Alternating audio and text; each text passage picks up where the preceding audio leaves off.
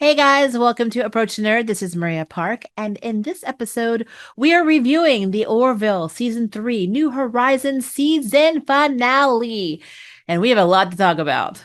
But first, if you have not seen my interview with the cast right before Hulu premiered Season 3, I will link it below. And hopefully, fingers crossed, I'll be able to interview two of the actors again. Not for sure, but if so, I will definitely be linking that one as well on the channel. So be on the lookout. I was lucky enough to be able to get screeners for this season a day before it basically aired on Hulu. So I've already seen this is Thursday night. So you'll probably see this 9 o'clock tomorrow on a Friday. But, I'm just really, really itching to talk about some of the key points of this season finale. So this episode was one of the funniest episodes of the season. It is absolutely hilarious. It begins with basically the announcement of Bortus and Clyden renewing their marriage. And if you have been following the season, after everything that had happened with Topa, basically reverting back to her, original gender of being female, Bortus and Clyden fell out. Clyden left the ship, but after Topa was basically pretty much kidnapped and tortured, Clyden came to his senses and now is back with his family and is actually a lot more enjoyable to watch. Even though I love the actor, Clyden's can be a little bit, hard to grate up on the nerves. But Clyden has definitely mellowed a lot, except for how he addresses Bortus, which is still extremely funny. Their fights are hilarious to me.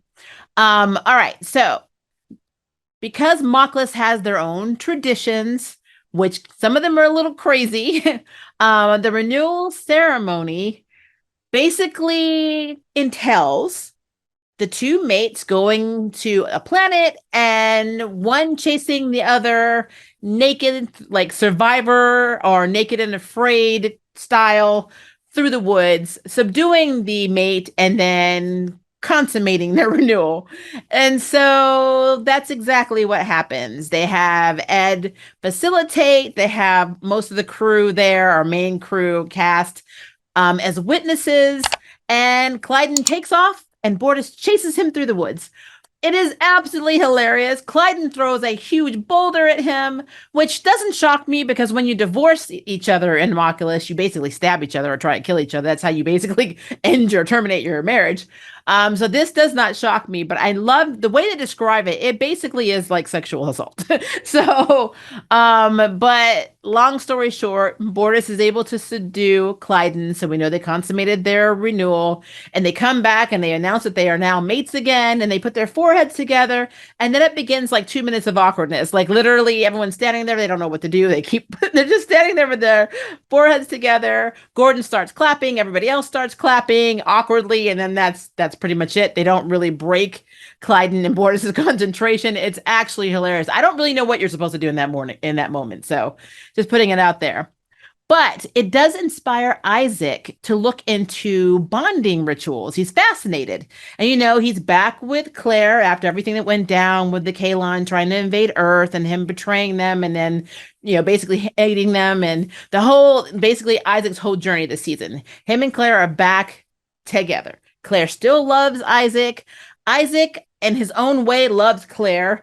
Actually, Isaac is a very fascinating character. I mean, how he sees things in binary code and still is able to be attached to things, even though he shouldn't be, really tells me that there is a chance for evolution. And we did get to see him have emotions this season, even if it's for a millisecond. I do have a lot of hope that Isaac will self-evolve. I think he's going to be that special Kalon that can do that. I don't know why. I just do. He's very special anyway. Something about him separates him from everyone else in the Kalons. So I'm on the hope train that Isaac he'll be able to overcome his programming or his own, tech and be able to evolve into what Claire needs. And if not, it doesn't seem to matter because Claire loves him anyway.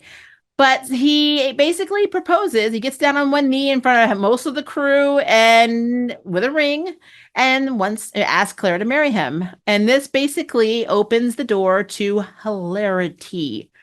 Um, first Claire doesn't understand why he's doing that, and he's like, we've been together for a while, and given your age and that you're going to get basically wrinkly and die, I wanted, this is the best time to do it, strike while the iron's still hot. Now, Claire looks really good for her age. The actress Penny looks very good for her age. So no one's saying that the queen is not hot, but I just love how that's something that Isaac points out, especially since his actor is considerably younger.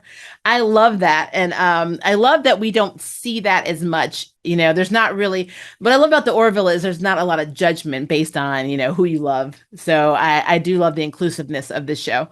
So, but long story short, he pretty much says that, yeah, you may die, because she wants to know what's going to happen if, she eventually dies. He's not.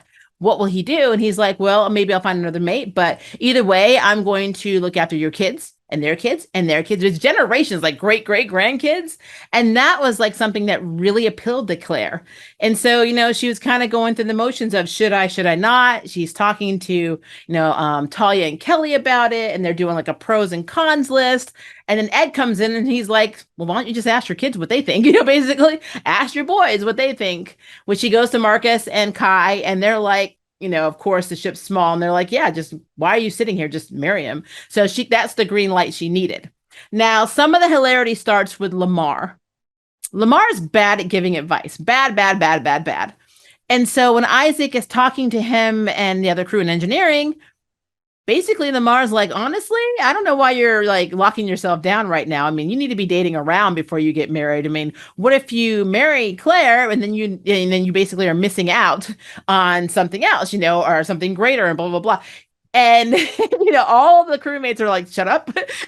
But, Lamar just sticks to that. And Isaac, being very susceptible to things and very naive and very sweet, ask Kelly out. And that whole interaction is hilarious.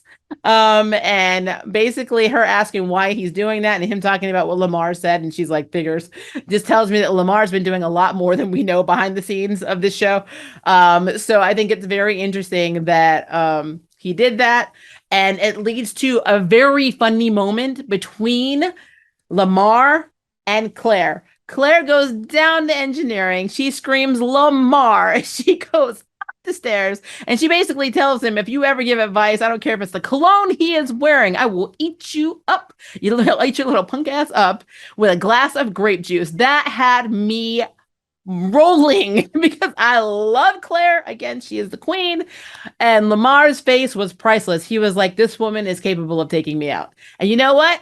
You're right. So I absolutely love that scene. It was hilarious. Some more funny things that happened. So Isaac, in his research, realized that he needed to have a best man. So he approached Gordon on the bridge because Gordon's the funny guy. He makes all the jokes. It's true. Inappropriate or not at times, he's the funny one.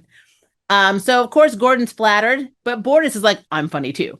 And he kind of like basically tells Isaac that he will be the first man or the best man at his wedding. And I just like, okay, and that sets Gordon off into his feelings. So he's really upset. And he's like griping about it to Ed and Lamar in engineering. And he's talking about how Boris always wants to be in the spotlight. And I love that the scene starts delving into things. And this is something I've always loved about the Orville, the fact that it has nonsensical dialogue that's mixed brilliantly into the plot, where it doesn't take away from the seriousness of what's happening, but it's still funny as hell. And so Ed uses this opportunity to say, yeah, I mean, technically, yeah, Borders is going to be a train wreck. And he's like, so Gordon, would you say you're angrier about this or angrier about when the Kalon tried to invade Earth? And of course, Gordon's like, I'm angrier about this, And then a sandwich that Gordon has sent 3 months in the future, back in the episode where they had the air lock device right before he gets trapped back in time, reappears. And he's like, oh, yeah, I see the sandwich. Now I'm happy. And he goes to eat it. And you see Lamar saying, this is the damn weird ass place we work in. And I love how Ed he's just sipping his coffee or whatever. It's like, true statement. It's moments like that about the show that I love. I love how they can just make fun of themselves, but still have such serious content, which does happen in this episode with the return of Lacella, which I will get to in a minute. Some more hilarious things that happened were Bortus and his Elvis impersonation when he basically recreated the simulation or simulated old Las Vegas. Everybody at the party was bored. Gordon was complaining how dead it was, but I did love Bortus's Elvis impersonation. I thought that was great, and I love how Clyden was his fanboy. Clyden is cracking me up with this like mate support. I think it's absolutely adorable and it's hilarious to watch, considering how he used to fight with Bortus about everything, and it looked like he hated him, and now he's like, he's brilliant. He's just this, he's that. It's just I love it. I absolutely love their evolution of their relationship is just very cute. At the same time, Penny has a bachelorette party and they have a Kalon stripper. So if you go back to the premiere of this season, basically everybody in the crew hated the Kalon. They wouldn't have anything to do with the Kalon. When our girl Charlie was there, it was basically more, basically it was kind of elevated because she lost her friend and the girl she wanted to confess her love to, Amanda. So like all of that stuff was just like this heated thing. But after episode 9, which is the last episode where, Charlie ends up sacrificing herself. We lost Ensign Burke, which was so game changing. The Kalon now are able to just be and exist, within the crew of the Orville and within the Union because they are now members of the Union. And it's not really, seen as kind of like a distrust, like how Isaac was walking around like he was wearing a scarlet letter, like in the season premiere. So I do love how we've evolved from that because like I love that this is basically a side effect, a good side effect to Charlie sacrificing herself. So love the character, hated the actress is gone, but love seeing the effects, basically immediately. This is the next episode. So I love that. Okay, so yeah, we had, basically Claire is dancing on stage with stripper Kalon, and it was absolutely hilarious. That whole scene is hilarious. All right. So I did say that we did kind of have like a flashback to Sargus 2. If you remember when in another season, earlier season, Lamar and Kelly and a bunch of them went down to this planet. And it is a planet basically that survives or exists on kind of like a voting system where if you're downvoted, you're basically eliminated. And this almost happened to Lamar, but a character named Lacella ended up helping him escape. But what they didn't understand or realize at the time is that she kept one of their comlinks so she could communicate with the Orville, and she calls them. Now, they're already en route to Sargus 2, but they really weren't going to be seen because Sargus 2 is not a technologically advanced planet. It's basically on par with us. Whereas they don't even know that there's life in the universe. So for Lacella to be calling to be picked up, it's already kind of weird. But against, Kelly and Ed's better, judgment, they decided to just pick her up. And that's when she asked for asylum. And I knew when she did that it was going to go one of two ways. She's either going to be a member of the crew or something was going to happen and she's doing this for nefarious reasons. Well, it's kind of a gray area. So Lacella gets there. She doesn't want to live, on her world anymore. She's lost friends. She's tired of the barbaric system they have. So Kelly and Ed agree to let her stay, and Kelly's going to basically be her mentor and guide while she's adjusting to life on the Orville. And remember, she's from a world that's not technologically advanced. So everything on the Orville is like incredibly overwhelming for her. She looks for everything, different simulations. She gets to see the core. She goes to engineering. It's just everything about the ship and life and the computer, being able to just generate a glass of water is just foreign to her and overwhelming. And she has a bit of survivor's guilt because she escaped her world to go live amongst the stars. But she's left people that she's known and loved that are still suffering down on Earth. They have no idea that this is even possible. So I kind of like related and resonated with her guilt on that because, she's seeing an Earth that she loves and people that she loves that she can do nothing about. And then to add on to that, there's all of this future tech and it's this technology that could be game changing for her world. But the Union and the Orville, they're not sharing this tech with her world. And so it makes her upset. She's like, why are you hoarding this when it can be so beneficial? I mean, there are countries out there without clean drinking water, and these computers can just make water out of thin air, And so she's very in her feelings. And so eventually she tells Kelly that she's not adjusting, she can't do this, and she wants to go home. But what's really happening is she's trying to steal Union tech to take back to her world, basically she thinks, to help save her planet. And she gets caught trying to leave the ship by Kelly and Talia, whereas Kelly decides to take her to, of course, see a simulated world called I think it's called Gendel 3. Now, Gendel 3 basically is Earth. It's a divided country that's heavy with politics and, pretty much people that are divided in both culture, beliefs. Not culture really isn't a big play, but like belief systems, political systems, monetary systems, everything about it is divided. And Kelly explains that when the Union first started going out and exploring, they arrived on this planet thinking they could help them. They came as missionaries.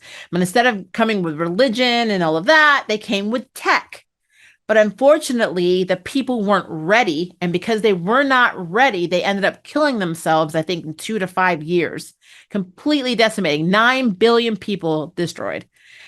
And Kelly gave really good explanations about not playing God with different worlds and things before, but it didn't resonate with Lacella until she actually saw what it looked like. And what I'm happy to see is that Lacella is actually seeming to be joining if we get a season 4, because she's decided to stay on the Orville after that, and that Kelly is going to be her, adopted sister, which I think is going to be interesting. Because if we do get a season 4, I'm really curious. I mean, we've got a girl that she's not a scientist. She doesn't know about advanced technology. She's smart. But I mean, she's going to have to find her passion, and like watching her kind of struggle and evolve and become this completely different person is going to be to me, very intriguing. I'm really curious to see how they do this in season 4. And like I said, season 3's writing has been phenomenal. Outside of the amazing cinematography and the mini movies they've been making this season, the writing has been on point, and I love it. So I'm very curious to see what they do with Lacella if she do have a season 4. So that is something that I am looking forward to. Also, I'm wanting Ed to get his daughter back, but that's a whole other conversation. But yeah, that is something that's cool. We also got to see Alara. Alara did a cameo. We see that she's been out designing outposts for the Solarian, government, which is cool. So she's pretty much working her way up the ladder. So I love that she's got that, that she has that journey, and I love that they keep bringing her back for cameos. And I love when her and Talia get together and talk. Like she's like, how, you keeping my seat, warm, or keeping it good. And of course, Talia's like, yeah, there's a few scratches, but I got it. And I love this. That's how they talk to each other. I think it's very cool. Um, but yeah, it was good to see her. Gordon's performance was great.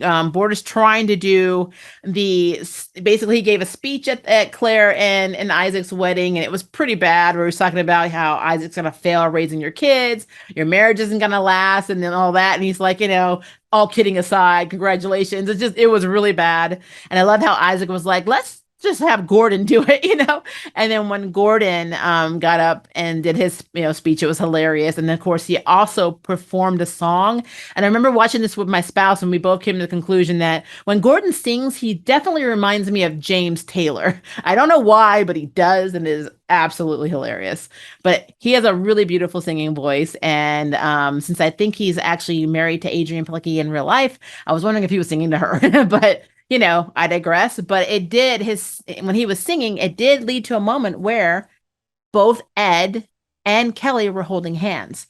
So I don't know what this means, because with them, it's always going to be a will they, won't they moment. And we're always trying to figure out if they're going to get back together or whatever.